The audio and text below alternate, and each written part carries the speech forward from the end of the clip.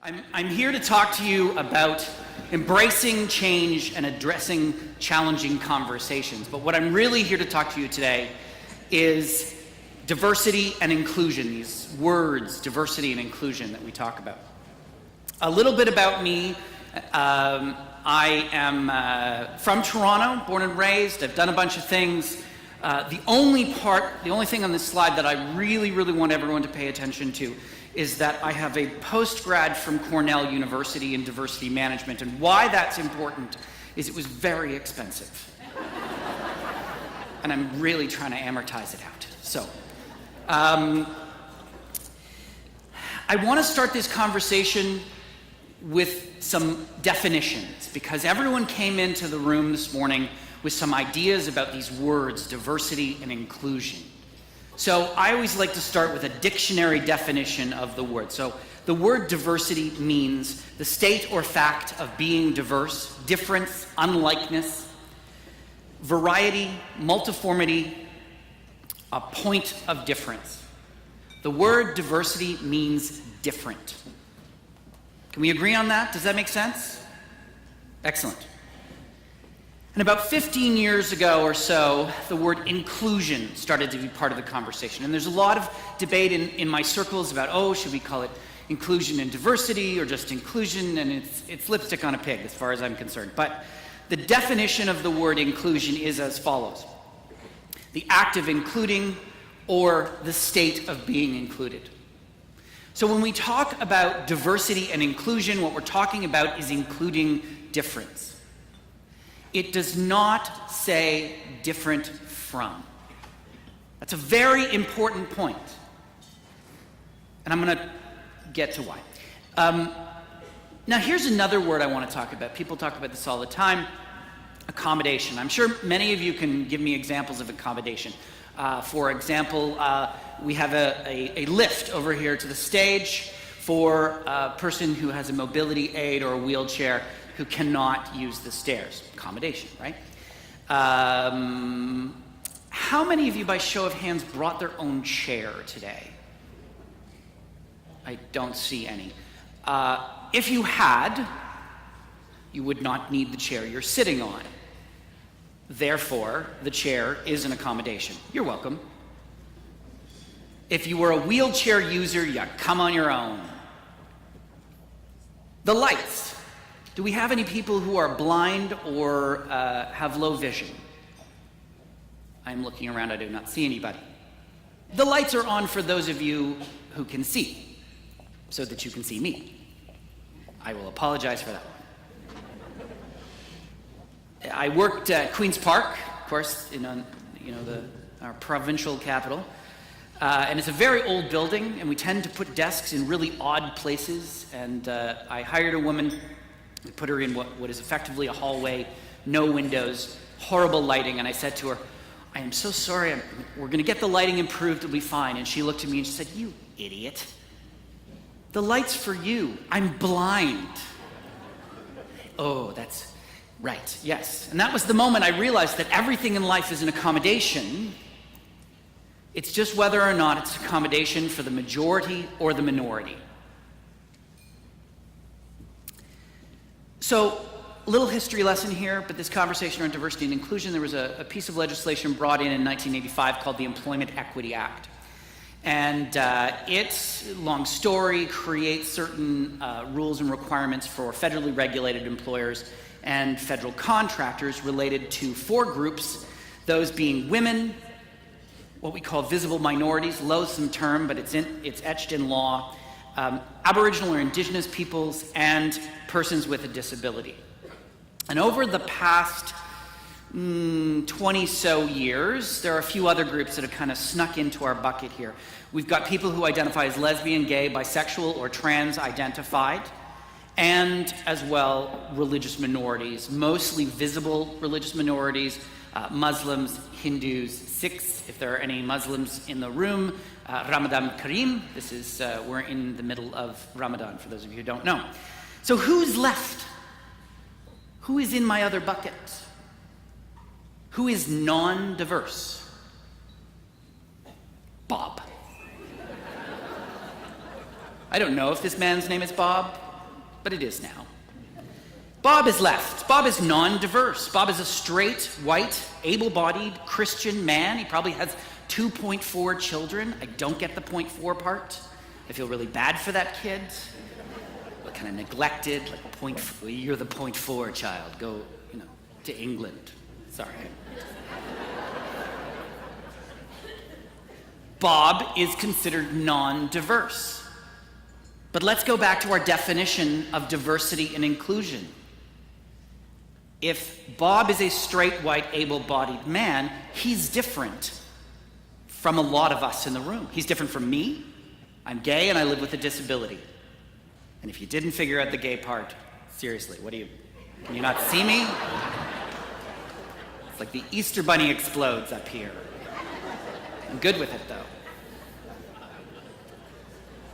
Bob is diverse. He is a straight, white, able-bodied man. He is different from me. And that's not a bad thing. And I argue quite vehemently that we need to do this. We need to bring Bob into the bucket.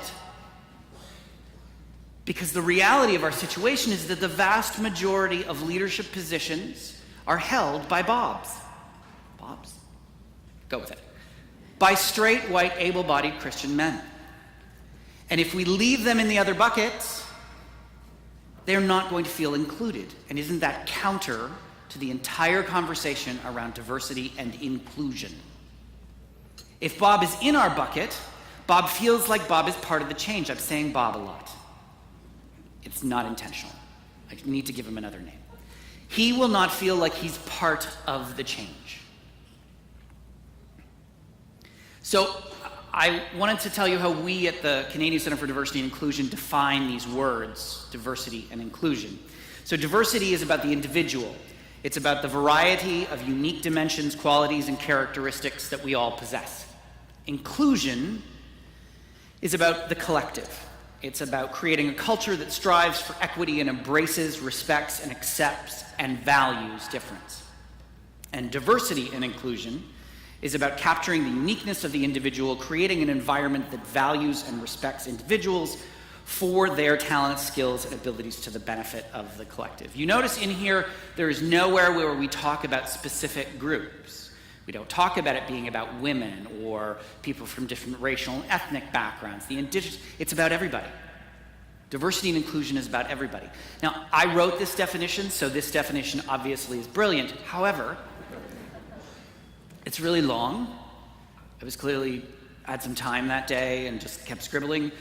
And I mentioned I got a degree in the States and spent a lot of money on it. And this is how one of my professors defined it. Diversity is sometimes about counting people. Inclusion is about making people count. I should have said up front, I'm not in the medical profession, if you haven't figured that out.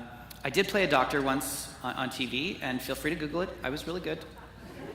And I do have WebMD, so I'm pretty close to a doctor. You probably hear that all the time, right? Oh, I saw this on WebMD. Shut up. My point is that I'm talking to you not only about how you include the people that work with you and for you, but also about patients. Because different patients have different needs. You know that? But there are some realities to it. So what do we know? I did work for accountants for a very long time. Accountants, there's one accountant in the room. He is a lonely man. But I like numbers. Numbers rubbed off on me, quite accidentally. So here's what we know. Canada's population is 50% women and approximately 25% visible minority. That number changes drastically. The city of Toronto, it's over 50% non-Caucasian residents. In this region is dramatically lower, and that's not a bad thing. Don't feel judged by that. That is what it is. The number of people with disabilities is 1 in 5, about 20%. That varies, again, by a lot of things. Age is a big contributor to that, as well as our understanding of disability has changed dramatically. Yes, disability, person in a wheelchair, we get that, but there's also a lot of different disabilities, chronic illnesses. Myself, I live with mental illness. there are a variety of forms of disability, so our understanding has gotten a lot better.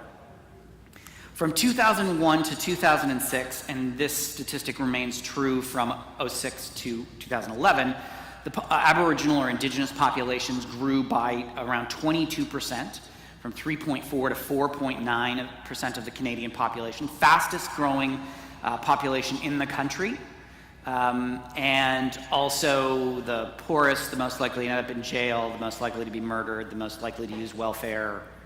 There's a long list of things. By 2030, Canada will be 100% dependent on immigration for growth. And that came from Statistics Canada in 2006. And it has to do with a number of factors, including our birth rate. This was followed up by a report in 2012 by the Conference Board of Canada that said that we would be, in 2006, that by 2012, we would be 100% dependent on immigration for growth in the employment environment. Okay, so a couple things happened. The economy fell apart. Donald Trump got elected. So we're on the spiral to hell. But so we've got a few years, but we're already dependent on newcomers at this point. Our fertility rate is down. It's 1.53% compared to 4.0% during the baby boomers. We're not making enough babies. I don't know why. It seems like a fun thing to do. But I'm gay, so what do I know? Our population is aging. First baby boomers hit 65 in 2009. Actually, the economic fall apart in 2008 helped us because people had to stay longer in the workforce, so yay. Sorry about losing your life savings. Women now account for 6 out of 10 undergraduate degrees. I want to try a quiz here. And this is not a trick question, but in what school year did women start to account for more than 50% of undergraduate degrees? Just scream out a year. 2001. 01? 98? 03? If I tell you there's a prize, do you participate? No, there's no prize. 2010? 1979, 1980. It was 54% of undergraduate degrees went to women. It has not dropped below 50% since then. So when people say, well, it's just going to take some time, how long do we need? 30 years enough? Women still account for less than 15% of CEO roles in this country, of the FP 500. Time is not what we need. Diversity is a fact. That's it. We are all diverse. We all have things that make us who we are. And diversity goes well beyond our gender and the color of our skin. It's also about where you live, where you went to school, what your degree is in, where you fall in the hierarchy of your organization. The number of factors that control how we look at life are pretty significant. So let's talk about how diverse you are. This is a very simple test. I promise there's no catch here. I'm going to put up a series of things. I'm going to just ask you to raise your hand or lower it if it relates to you, and then just look around at the people who are with you, okay? Seem pretty good? I have done this with lawyers, and it hasn't gone horribly wrong, so I think we can handle it here. So raise your hand if you are or were male. We start with an easy one, particularly for the men. I'm actually very encouraged by that. A very good mix, healthcare, a lot of women in it, so it's very good to see. If you're a redhead, I mean a natural redhead. It's okay, you can... 2% of the population are redheads. Naturally redheads. I've been a redhead too, but that's another story. If you're married, ooh, most of you, okay? If you're divorced, happiest people in the room. If you sleep on the left side of the bed, okay, that's the first time I've done this and someone hasn't said, whether you're in it or looking at the, just answer the question, people. If you were born outside of Ontario, excellent. If you're left-handed, oh wow, a high percentage. You're only 2% of the population, so what the heck are you all doing here? That's interesting. If you wear glasses, wow, that's a lot of people. If you have a tattoo, okay, all right, we'll talk later. If you have never traveled outside of Ontario, I don't see any hands. We're all a little traveled group, that's good. If you have or had braces, not many, okay. Yeah, my sister had braces, and my parents decided that I wasn't worth it. I'm still holding that on a little bit. If you have AB negative blood, liquid gold running through our veins. If you like country music, that's just for me. So what's the point? We're all diverse. There are a huge number of things that shape our lives, shape the way we think. Traditionally, the social justice conversation around diversity and inclusion has been around underrepresentation. And I'm not going to, for 1 second, suggest that there aren't groups in our society that are marginalized. That's not what I'm talking about. I'm talking about how we get the most out of our people. So, here's the second part. Inclusion is a choice.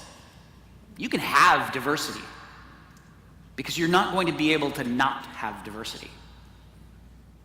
If you look around your organization, you will find it. It may not be visible necessarily, but it's there. You don't necessarily have to be inclusive. So now I'm going to tell you why you should be inclusive. And it's not because it's the right thing to do. Of course it's the right thing to do. How many of you, by show of hands, woke up this morning and thought, I'm going to do the wrong thing today? I'm very encouraged by that. Thank you. The president's not here. There's lots of benefits to create an inclusive environment, either for the people you work with or for your patients. Higher job satisfaction. People who can come to work and be themselves and do their job and succeed at their job because of and in spite of the things that make them diverse are more engaged in their job. Higher levels of engagement lead to higher levels of productivity. Lower turnover. Statistically speaking, people who are able to bring their whole self to work and are not experiencing higher levels of discrimination in any form are far more likely to stay in that organization because they can be themselves, whatever that is. Higher productivity. People are going to work harder. And we've seen this statistically where inclusive organizations, people will work harder because they care about their organization more. Higher employee morale. Again, levels of engagement. The meter, what was it called? The fabometer, sorry. My people say fab a lot, so that's why everything's fabulous. It is, everything. I love that you called it that. Where was I? Right. Where am I? I was being fabulous, thank you. You will find that people want to come to work more. They will be happy to be there because they feel like they can bring their whole self to work, not just be tolerated. People who use the word tolerate, I really don't love that word. My mother-in-law, may she rest in peace, tolerated me, barely. I want to be respected. That's what it's about. It's about going to work and being respected. You can have improved problem solving, and many studies have shown this, that if you take a homogeneous group, and the homogeneity can be any one factor, like let's say we take a room full of doctors, and then you take a diverse group, and again, the diversity can be anything. It can be positions within the organization. It can be race. It can be education. It can be all of those things. that the diverse group will come up with a better solution faster than the homogeneous group. Increased creativity and innovation. That's the entire model that we're looking at. The reality is that we live in a world that is going so fast now, we can't keep up with the problems. We need to be creative. We need to be innovative. And in order to do that, we need to create inclusive work environments where people can bring their whole self to work. Increased organizational flexibility and ability to learn from people at all levels. How many of you have a formal or informal mentoring program in your organizations at all? A few of you. So a lot of times people think about mentoring as being a one-way relationship. I mentor someone junior to me. And the reality is that mentoring is reciprocal. I am a big advocate for newcomers, mainly because I'm born and raised Canadian, and I have no idea why people move here. It's really cold. You are here, Roy, this is summer. Today. That's it. We go to hell tomorrow. But it gives you the ability to understand one another, to bond, to find a point of interest that keeps you together. Quality of personnel through better recruitment and retention. You get better people because you are attracting people from a wider pool. And decreased vulnerability to legal challenges. I generally don't like to bring in the infamous legal thing, but the reality is that we can find ourselves in situations, whether it's in front of the Human Rights Tribunal or a court case, and sometimes it's related to issues of diversity and inclusion, so you can reduce some of those. So I'm going to give you some real-life examples of diversity and inclusion in organizations. The obvious one is HR. Now, I have been widely quoted as saying that diversity that lives in HR dies in HR. Because if this is seen as an HR program, we're dead in the water. It has to be part of everything you do in the organization. However, the people function is a big part of what we do. You know, we have to have people to do what we do. So let's talk about diversity in HR, specifically talent attraction. Are your people reflective of your customer? And I use that word quite deliberately. Your patients, obviously, is what the example is here. But are they reflective of the people you're serving? Because that's all you can do. If I went up to North, which is admittedly a direction and not a place, but let's move on. But if I went to the northern part of this region and I was looking around at your people, I would not say, well, you need to hire more Vietnamese people. They're not there. You can't hire them. You can go and get them and bring them up there, and then they'd say, why am I here? And I don't know what they do. But you can only hire who's there. Therefore, your people need to be reflective of your patients. If they're not, you have to ask why. Doesn't mean there's necessarily a bias at play. Doesn't mean you're deliberately discriminating. There may be, but you need to ask the questions. How do you identify talent? Where do you source people from? And are you therefore attracting the widest possible audience? Are your attraction processes exclusionary? For example, if you, everybody applies for a job through a website, happens. Is your website fully accessible for people with visual impairments? Is it accessible for people with auditory impairments? Use videos on your website. If you do, are they captioned? These are things you need to think about. Learning and development, big part of what we do in organizations. Are your programs inclusive? Or perhaps you're using technology that is not necessarily accessible. Are you using language that is not necessarily accessible? Images. I have to tell you a story. So I worked at KPMG, the accounting firm, not the radio station. And no, people actually think it's a radio station. And a good friend of mine became the head of events, and she was doing our first big event, and she created an invitation to this event, and I swear as soon as she clicked the send button, my phone rang. And that's because the image they used on the invitation was of 4 young, white, blonde, attractive people drinking champagne. And I said, Connie, look around. Accountants are not that attractive. You know, he's nodding. The image was so, this is Toronto, easily 50% of the firm is not Caucasian, not young, drinking is an issue. This was not an image that was reflective of our people. You can't see yourself in that image, and accountants are not that attractive. Let's talk about talent management. Is your entire organization reflective of your customer? At all levels, entry level, middle management, upper management. That's all we're going for. This isn't about tokenism, it isn't about affirmative action, which by the way has never existed in Canada. It's not about that. It's about making sure you're hiring the best and the brightest. The executives.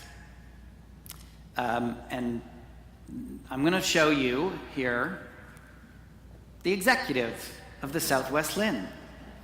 Now, normally when I put these in, it's usually to be a little cheeky and chastise, but the reality is 4 out of 6 are women and 2 are men. Yes, they all appear to me to be Caucasian. It's not a bad thing. White people are people too. Generally not good people, but they are people. As said as a white man. This is not bad. This is reflective of the population that lives within this catchment. Let's look at the board.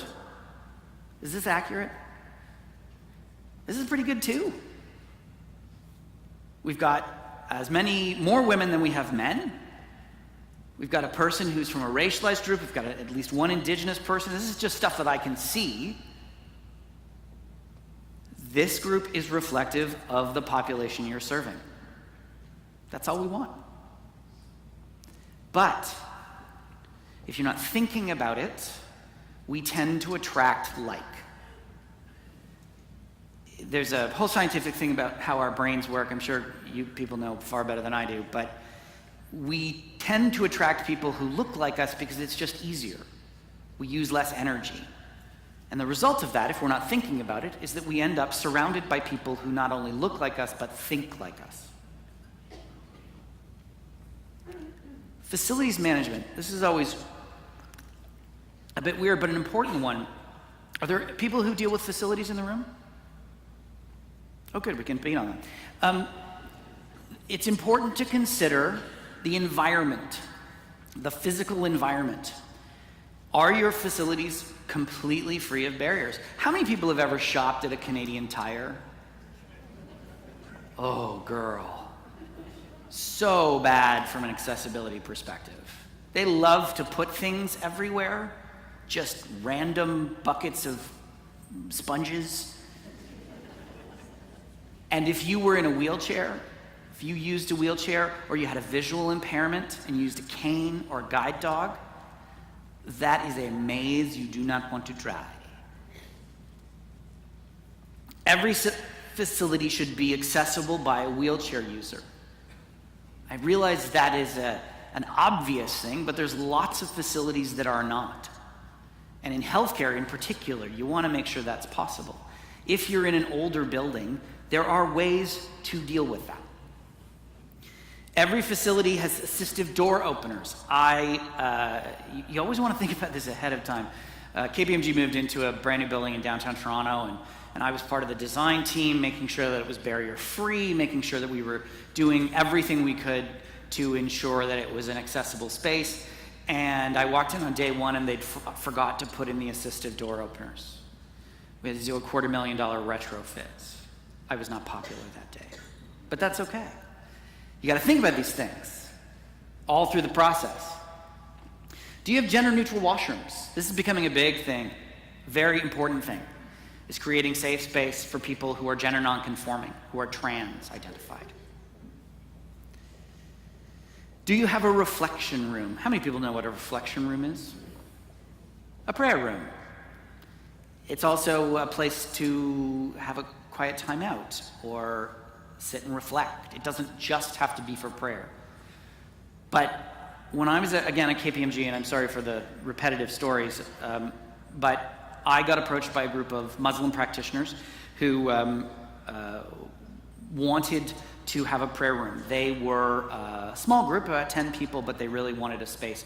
And they said, can we use a boardroom? And I said, no, I'm gonna make this happen. So I went to our managing partner and I said, I've got a group of Muslims that want a prayer room. And so I need to take a room offline. I can't tell you who's gonna use it. I can't tell you how many people are gonna use it. And you can't store things in there. It was not a very persuasive argument, but I got my room anyway. The engagement level of our Muslim practitioners went through the roof. How did I get my argument through? What was happening was this group was actually going down to the nearest mosque, which was about a 20-minute drive. So they were going, or 20-minute walk rather. They were walking over to the mosque. Three of, depending on the faith of, or the sect of Islam, on average 3 prayers fall within the workday. Prayer is 5 minutes long.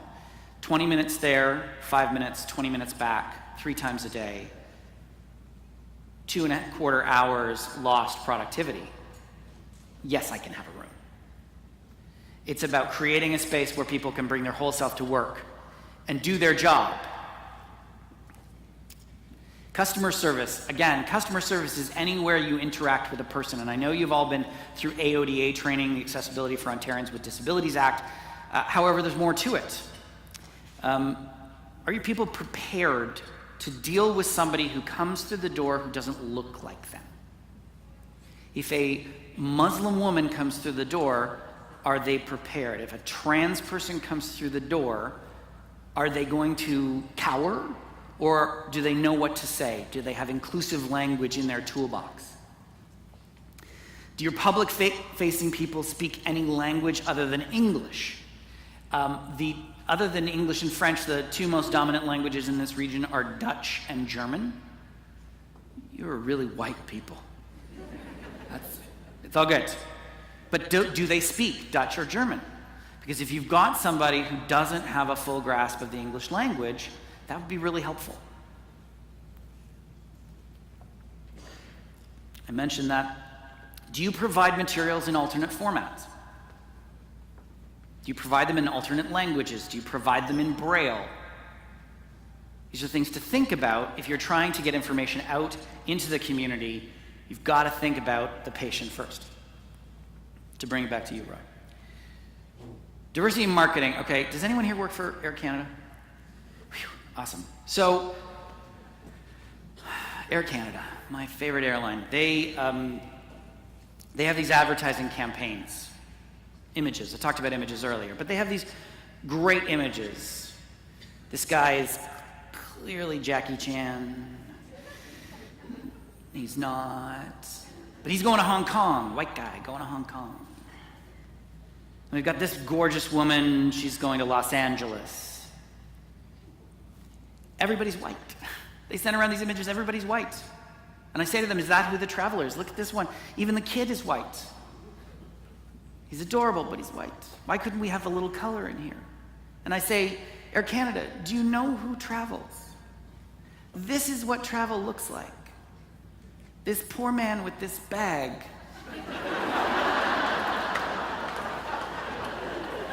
I don't know what is happening with that bag. Is he carrying it for his wife? Is he a zebra killer? That's what travel looks like. Now, admittedly, I do not want to see this guy in an ad, but you've got to think about the images you use in your materials.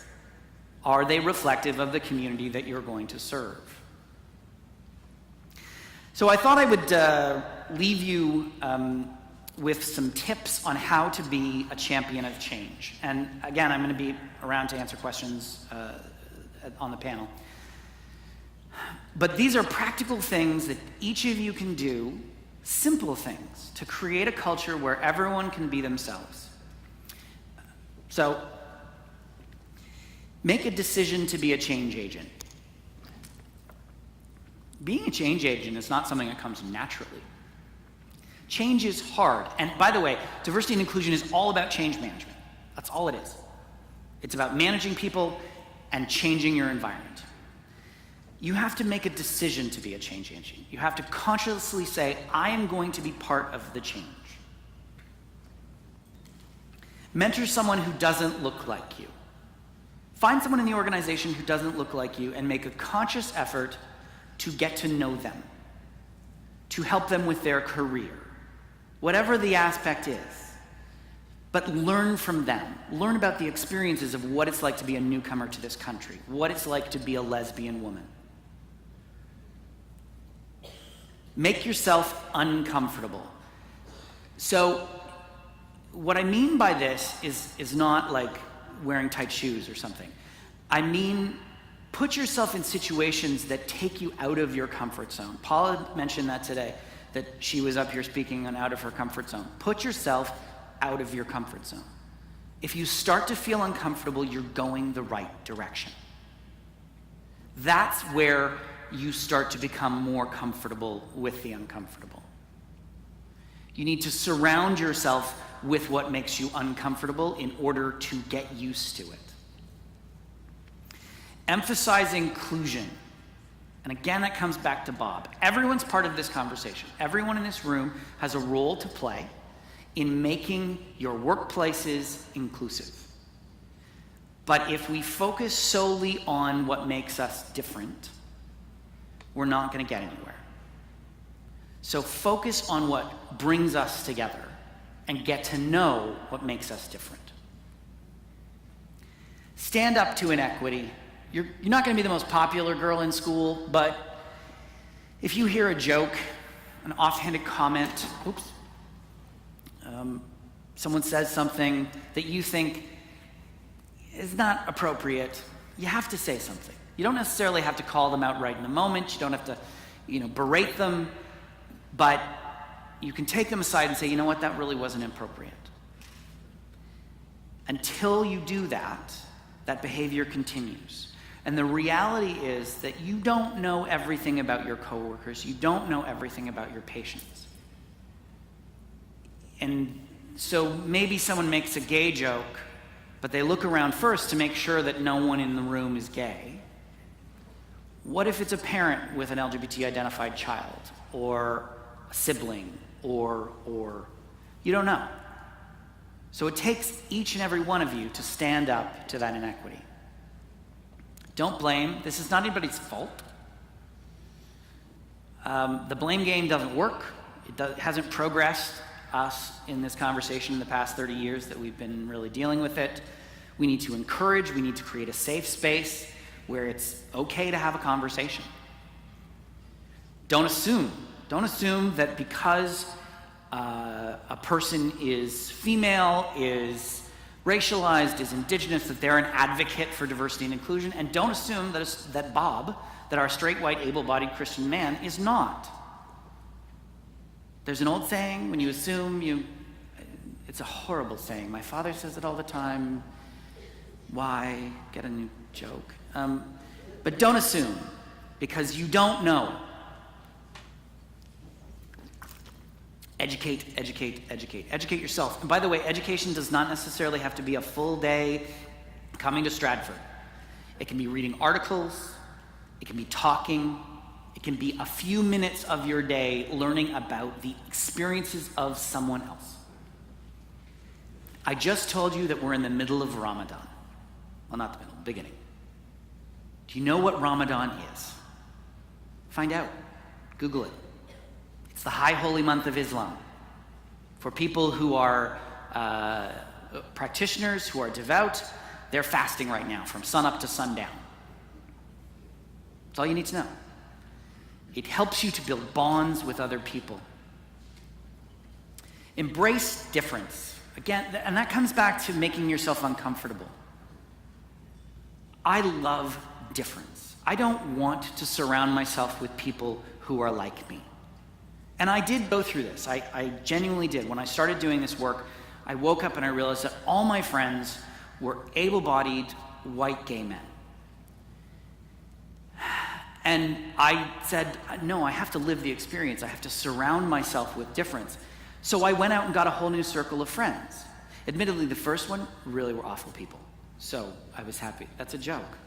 My friends were not awful. They were pretty awful. But I surrounded myself with people that had a different experience, with newcomers, with women, with people of different racial and ethnic backgrounds, of religions, so that I could absorb and learn from them. Difference is a good thing. Create inclusive messaging. I talked about that. Think about the way words impact. So I'll give you one example.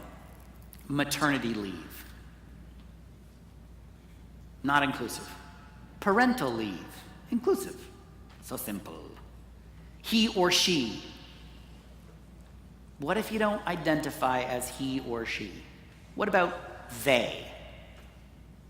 It is simply changing a pronoun, but it can be incredibly impactful for some of the people that receive the message.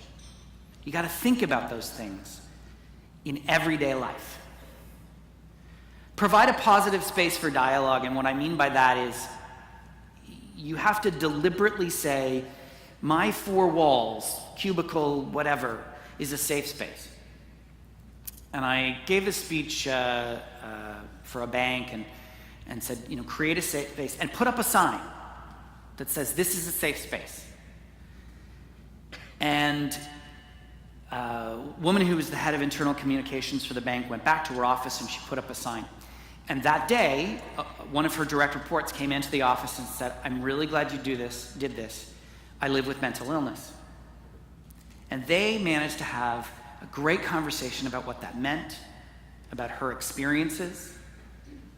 And as someone who's lived with mental illness his entire life, that is so necessary because I don't know what I'm getting into. I don't know what the environment's going to be. I've been to the dentist 1,000 times.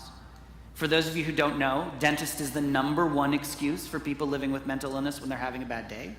If I'd been to the dentist as many times as I said, I would not have a tooth in my head. But who's going to argue? You're going to the dentist. Really? That seems awesome. Are the dentists in the room? I feel like I should have asked that before that joke. No one willingly goes. Well, whatever. If you create a safe space where people can come to you and talk about whatever it is, what they're going through with their family, their own lived experience, that will create a better relationship with your people. Don't shy away from conflict. People don't like conflict. Most people don't like. I love conflict. Because I think that's where we get to the truth. That's where we actually build bridges and get to know one another. Don't shy away from it. Be willing to risk. If you care about your workplace, care enough to risk. And last but not least, no one is perfect. I am not perfect. I make all sorts of mistakes, as my husband will tell you on a daily basis. We cannot come at this from a place of blame. We're all human. To err is human. I will tell you, I have a bias. I have two biases. One is people who use automatic door openers who are just lazy. There's a picture on the damn button. It's a wheelchair. No, it's not for you. I may have yelled at some people in the underground of Toronto. Move on. The other, and this is where you get to know me a little better, I have a bias against people who are morbidly obese. Now, I feel you judging me, which is fine. I have body image issues. Date back to my childhood. I was an overweight kid. And I didn't realize I had this bias until I was, again, at KPMG, and I was hiring somebody, and I found the perfect candidate. She was absolutely the perfect candidate. And I went into the partner's office who I worked for, and I said, oh, I've got the best candidate, but ... she's really heavy. Now, her weight was having nothing to do with her ability to do her job. It wasn't like she was running for a living. It really had no relevance on the conversation, but I decided that that was part of the conversation. So after the partner stopped throwing things at me, I realized, ooh, that's a bias. I need to be aware of that so it doesn't control my actions.